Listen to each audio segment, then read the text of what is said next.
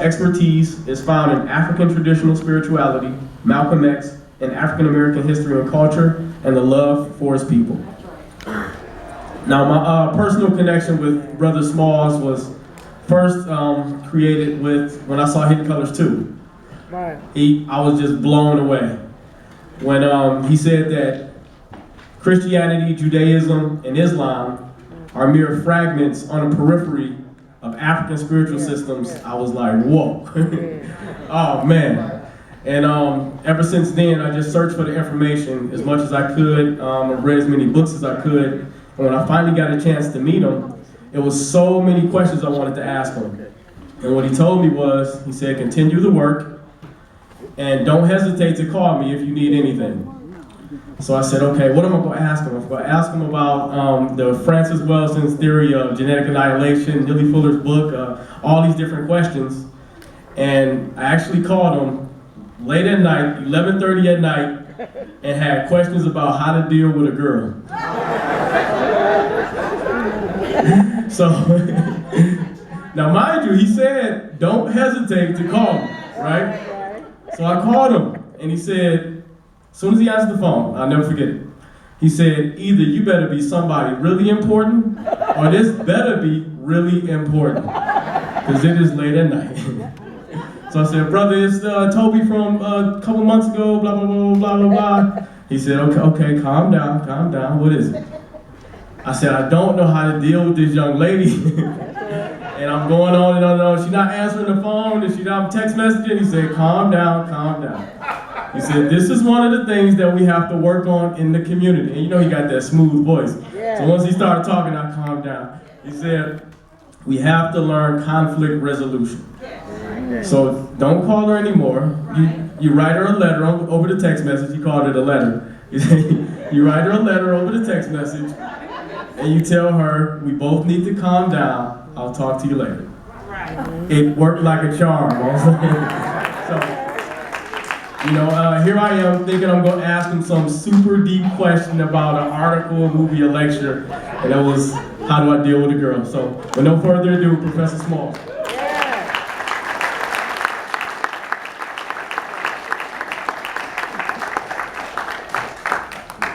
Wow.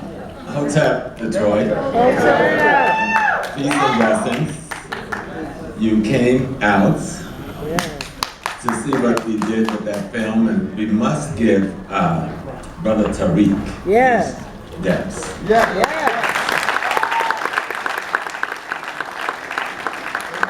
To come up with the idea of Hidden Colors, and to use the media and the way he has used it, from Hidden Colors 1 to 4 is extraordinary, and it has caused others to use the media in this way.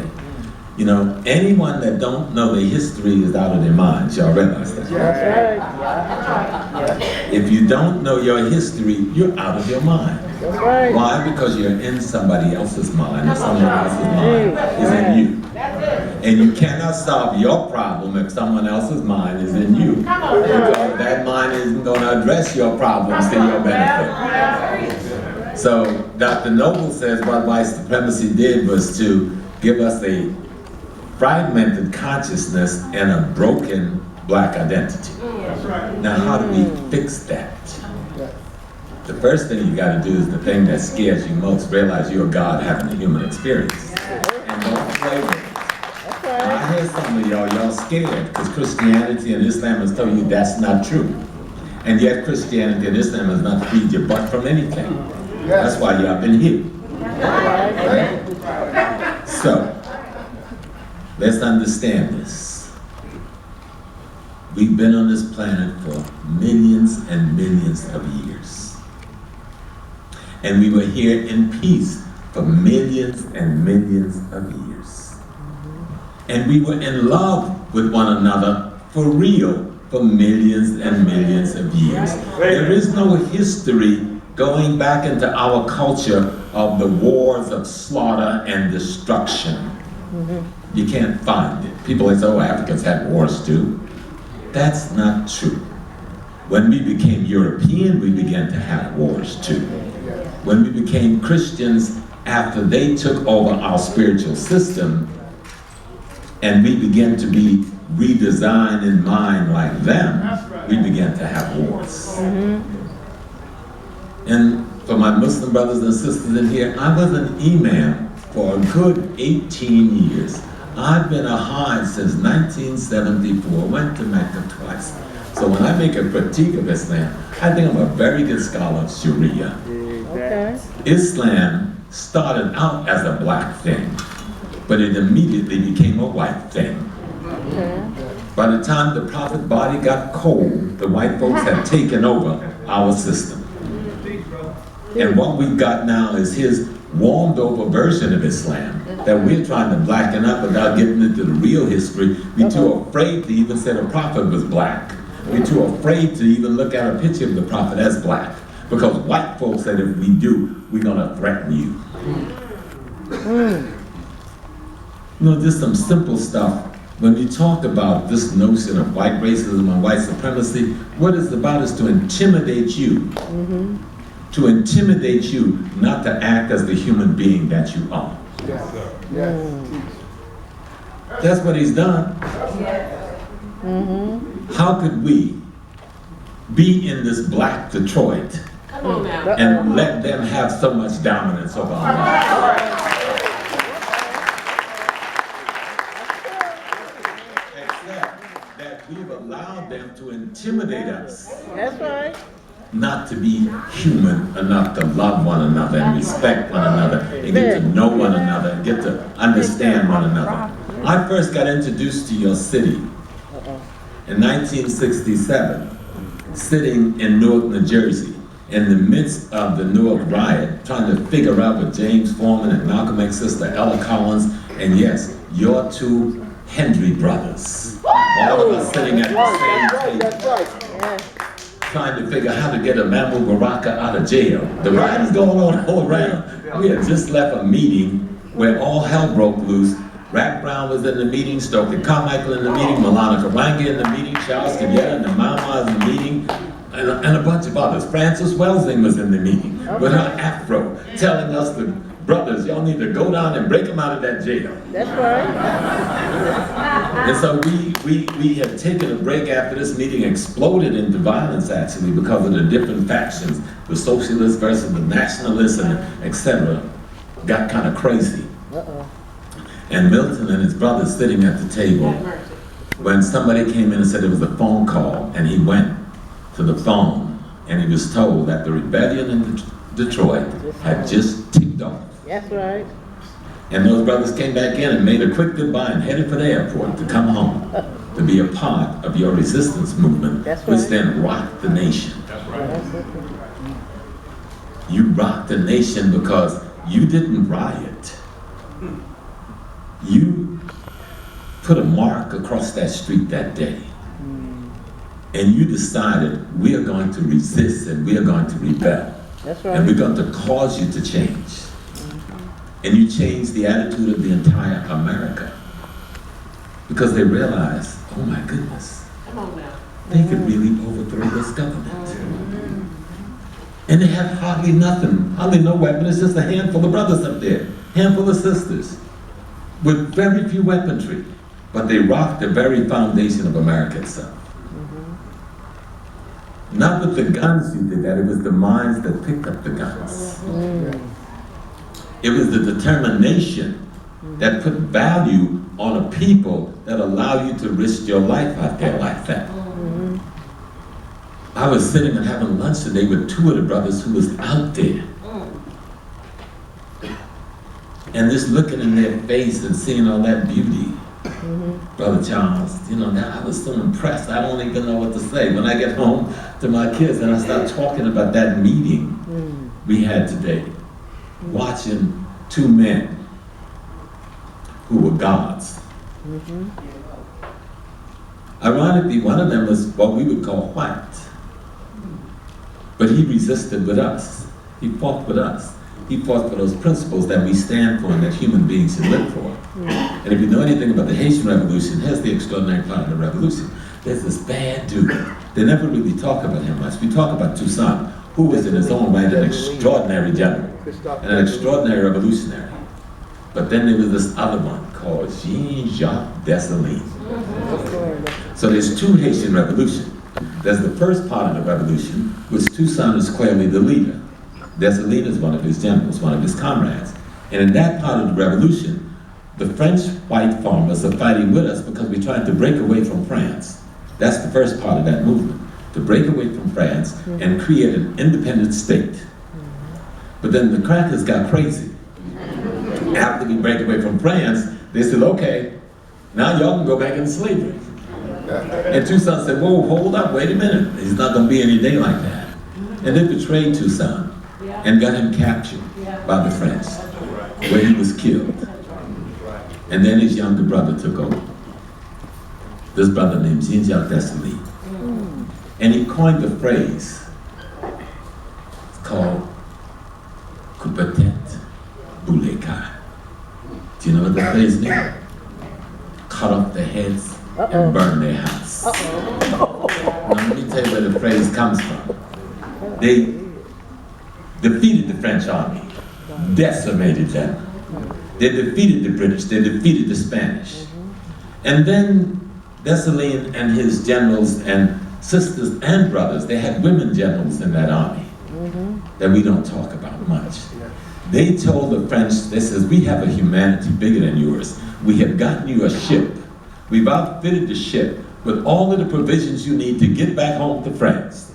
We're even going to give you some cannons and other weapons and gunpowder to fight off the pirates, so you can get home to your family safely, despite what you've done to us all these centuries.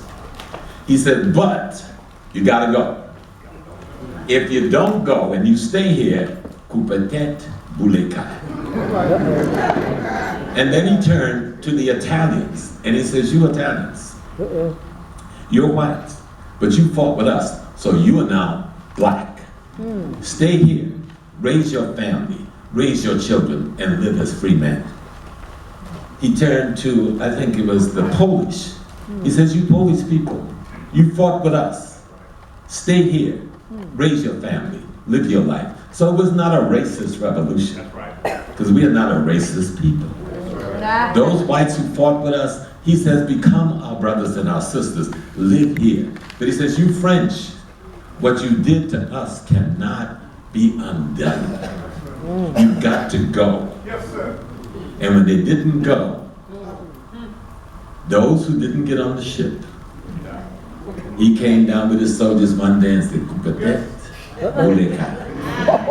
And that's why you don't hear his name. That's why they don't talk about it. So they wanted him dead in your mind. Because he did do that. He did kill them. He did cut off their heads. And he did burn their homes.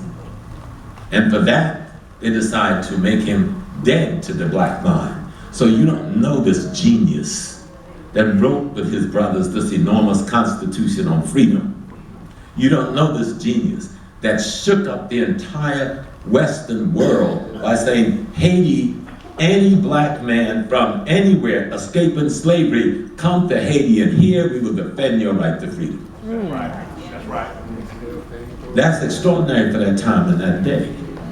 Because white supremacy thought they had fragmented the African mind.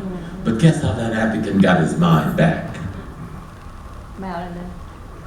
It was a sister. And I'm so tired, I can't get her name. She was a Muslim woman. And she called that meeting, that bookman made, who was a Muslim man, made that speech about turning away from the European gods and accepting the African gods and bringing God Ogun into our circle. And this man, Bookman, who we like to talk about, who did this prayer, was an African from the area of Nigeria, I think in the area of Ghana, who was Muslim. But he lived in Jamaica. But there's no Jamaican there, just like there's no Haitian there. There's just African people trying to be free there. They didn't have these national identities yet. But in this island, the British sought not to make him a martyr. So they sold him to the French, because the French were known for breaking black folks. Well, the very man they stole became the spark for the revolution that decimated the French Empire. They talk about the great Napoleon, but they don't tell you that it's the Haitian Revolution that destroyed Napoleon. Okay. That destroyed Napoleon. And as a result of that revolution, America was doubled in size almost twice with the Louisiana Purchase, which was a giveaway by France because they had been so immensely defeated in Haiti, they couldn't do a comeback and hold on to what they had in the Americas. The sister's name is Cecile Fatima. Thank you. Who's that? Thank you, brother. Sister Cecile Fatima. And we know that Fatima is an Arabic name. I don't want to say Muslim name because there's no such thing as Muslim names. She had an Arabic name, but many of us who became Muslim took those names. And the name is nothing but a quality and attribute. That's the way Africans name their people. You know, all African names is a quality and attribute that they consider to be in the character of God. So come back to this thing of white supremacy, what we were talking about in the film. White supremacy is about the murdering of God, about destroying your concept of divinity in you. See, because anybody that can't see God in themselves can never protect the integrity of themselves. And so what you do in order to destroy that in a people, you've got to take away the memory. That's right. And that's your history. Your history is your memory. And I remember coming back to when I first came here with Asa Hilliard, when Detroit was leading the nation in African-centered schools. That's right. And so I was one of the young persons on the team that was helping you develop your African-centered curriculum. John Clark, Dr. Ban, Martin Ventura, Dr. Jeffries, Asa Hilliard, Jacob Carruthers, and others. Richard King was on those teams. And Detroit became so powerful, they decided to destroy your school system. That's right. That's right. Your school system, your curricula became the model for the rest of Black America. That's right. But we didn't understand. We didn't understand in Detroit what we had. That's right. You still don't understand what you had. This concept of white supremacy. If you're a minority, whites are a minority of the planet, by the way. They're less than 1/9 of the population. The all white populations is at minus birth rate. What that means is more people are dying from natural birth annually than they're giving birth to naturally annually. So that's why all the technology has been developed around artificial ways to create birth and artificial ways to get pregnant and adopting people from babies from other culture. They also have gotten heavily into marrying into the color cultures in order to infuse the next generation gene pool so that they can survive. But they understand that they're not going to survive. Within 150 to 200 years, there will be no more Caucasians on this planet. They know that. But here, the Caucasian is not his body, he's his mind. He's not his body, he's his mind. And if he can do the Frankenstein thing and plant that mind of his in your body, he can live forever in his terror and his horror. Because we are spiritual beings having a human experience. That's right, that's right. And the physical manifestation is what we dictate for ourselves to live in. That's African culture. I don't want to get above your head. You know, above my head, I hear music in the air. I totally hear no music in the air. But we had a culture when we came here, and we've had a culture all the while we've been here, and we still have that African culture. But we need to have the courage to learn our history so that we can recapture the essence of the African culture that is our way of life. And you can't do it without knowing your history. When you hear that young brother who was up here before me, Michael Imhotep, I'm so impressed by Michael sometimes. He makes me shiver. Because that young man has done the work. He's done the detail. He's done the research. And he knows how to articulate our history. Your history is nothing but your memory. It's your memory of who you are. And if you don't know who you are, you can't determine what you're going to be. Right? I am, as you are, God having a human experience. Some people find that difficult because we taught that God is up there and he looks like this and he's this and God tells us this and God has these books and all these things and so forth. And I understand that. I come out of a Christian tradition in South Carolina. That's where I was born and raised.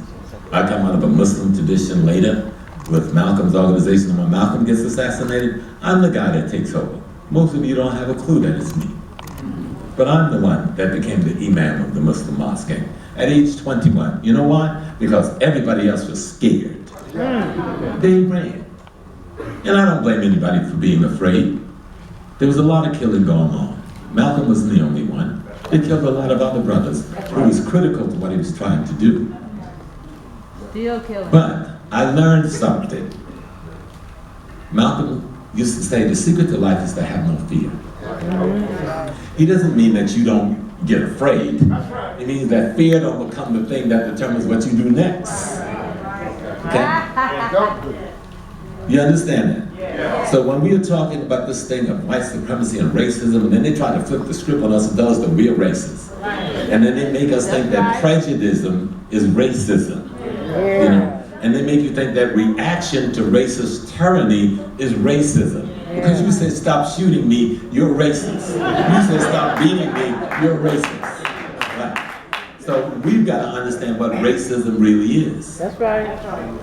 The simplest way to look at racism, it is having the power to enforce your prejudice on someone else. We don't have that. That's right. Racism occurs when someone uses wealth, power, and dominance to inflict upon the other person their views of reality. That's right. So we haven't done that to anybody. That's right.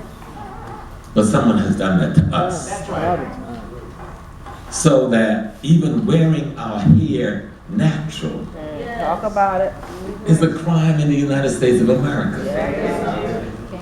But not just here. Guess what? In Africa, the little girls had to fight in South Africa just to wear natural hair. Imagine in Africa, to wear your hair natural, you have to go to war. And our baby girls went to war and they won the right a few weeks ago to wear their hair. That's good. What is it that people are afraid of? As Tony was saying in the piece, that there's only one race on the planet. There's only one race. And a lot of brothers sometimes say, no, that can't be, the whites are too brutal, they can't be a part of us. Yes, they are.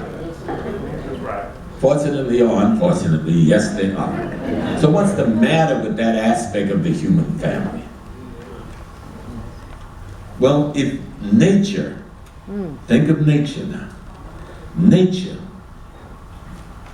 in order for them to survive in the Wormian Ice Age, which happened 40,000 years ago, but it lasted 190,000 years. The first 100,000 years, there was a 10-year hiatus where they had a bit of a thaw, then there was another 90,000 years before we had the recession of the Ice Age, and black people was trapped in that up in Europe and Asia.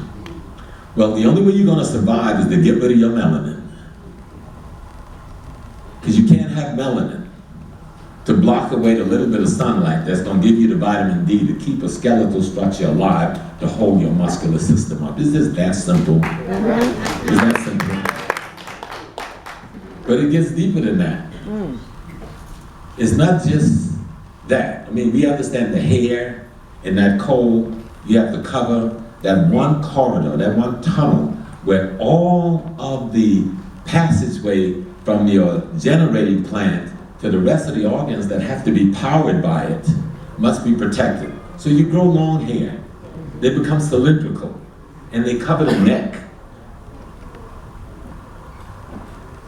But if you're in the sun, you don't need long hair. You need the little curly nappy hairs that makes the little circles and things. You know why? Because when the air goes through it, it cools your brain down in the middle of that sun of Africa. Some simple things. Right. A narrow nose bridge allows you to warm the air up that comes in the cold. A wide flare one allows you to bring more cooler air in when you're in the sun. That's right. Because physical anthropology, they teach you all this stuff. But it gets deeper than that. Remember, we're God having a human experience. That's right. And so our white brothers and sisters, they're angry with God. See, we never go there. They're angry with God. And they're angry with nature. But the closest thing to God and nature's perfection they can see is black people. Oh, y'all didn't really hear that. The closest thing to God and nature's perfection that the white man can see is black people. And so there's the question.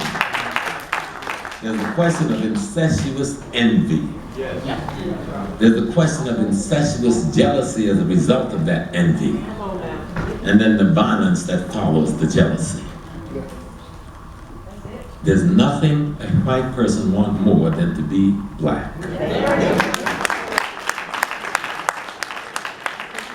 But the value system that have developed around white people that we call white culture does not even allow them to receive the information that would allow them to behave in the spiritual manner that black people do.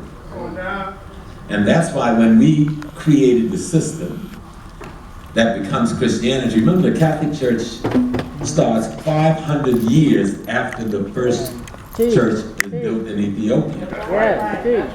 And all of the Protestant churches that we've been a part of evolves another 500 years later out of the Catholic Church.